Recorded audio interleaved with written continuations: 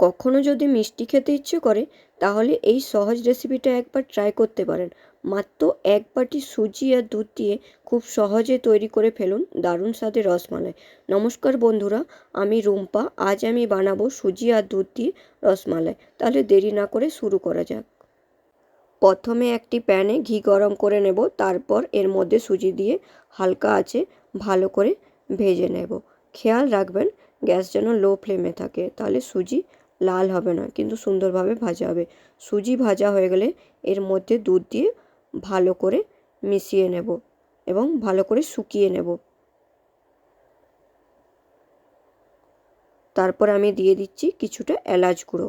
তারপর আরও ভালোভাবে মিশিয়ে নেব। তারপরে গ্যাসের চুলাটা বন্ধ করে দেবো। তারপরে ভালো করে মাখিয়ে নিয়ে আমি কিছুক্ষণ ঢেকে রেখে দেবো যাতে সুজিটা ভালোভাবে সিদ্ধ হয়ে যায়। এই দেখুন আমাদের সুজি ভালোভাবে সিদ্ধ হয়ে গেছে। এরপর আমি একটা প্লেটের মধ্যে এটা আমি তুলে নিচ্ছি। এর মধ্যে দিয়ে দেব 2 চামচের মতো চিনি। আপনারা স্বাদ মতো চিনি মিশিয়ে নেবেন।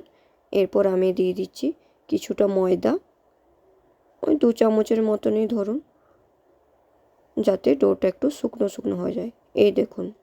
এই দেখুন আমাদের ডো তৈরি হয়ে গেছে।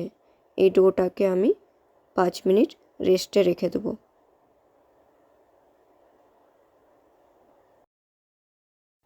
এই দেখুন আমাদের 5 মিনিট হয়ে গেছে।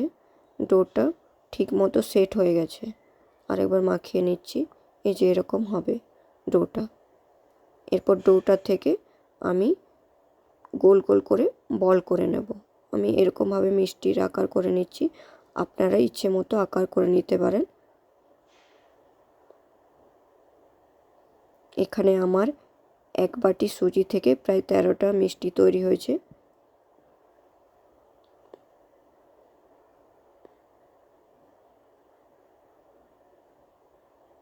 এবার কড়াইতে তেল গরম করে লো টু মিডিয়াম ফ্লেমে মিষ্টিগুলোকে ভেজে নেব। ভাজা হয়ে গেলে এগুলো এমনি খাওয়া যায় বা চিনির রসেও ডুবিয়ে খেতে পারেন।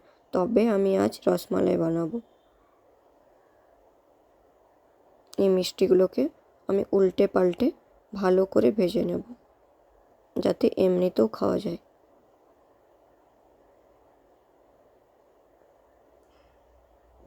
আপনারা বাড়িতে অবশ্যই একবার ট্রাই করে দেখতে পারেন। তারপরে আমাকে কমেন্ট করে জানাবেন যে কেমন লাগলো।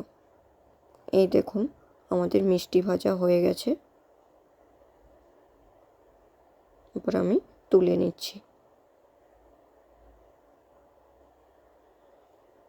রসমালাইয়ের জন্য একটা প্যানে দুধ নিয়ে তাতে 2-4টা এলাচ দিয়ে দেবো। তারপর সামান্য কাস্টার্ড পাউডার দেবো। এটা অপশনাল, দিতেও পারেন নাও দিতে পারেন। এরপর চিনি আর একটু কনডেন্স মিল্ক দিয়ে দেবো ভালো করে। তারপরে মিশিয়ে নেব। চাইলে আপনারা মিল্ক পাউডারও দিতে পারেন। এতে দুধও ঘন হবে। শেষে একটু স্যাফরন দিয়ে ভালো করে মিশিয়ে নেব। দুধটা একটু ফুটে এলে ভাজা মিষ্টিগুলো তাতে দিয়ে দেবো। হালকা ফুটিয়ে গ্যাস বন্ধ করে কিছুক্ষণ রেস্টে রেখে দেবো যাতে মিষ্টির ভিতরে রসটা ভালোভাবে ঢুকে যায়। তো এইভাবেই খুব সহজে তৈরি হয়ে গেল সুজি দিয়ে রসমালাই। ভিডিওটি ভালো লাগলে অবশ্যই লাইক, শেয়ার, কমেন্ট করে জানাবেন এবং চ্যানেলটিকে ফলো, সাবস্ক্রাইব করে নেবেন। আজ এই পর্যন্তই। দেখা হচ্ছে পরবর্তী ভিডিওতে। Bye bye.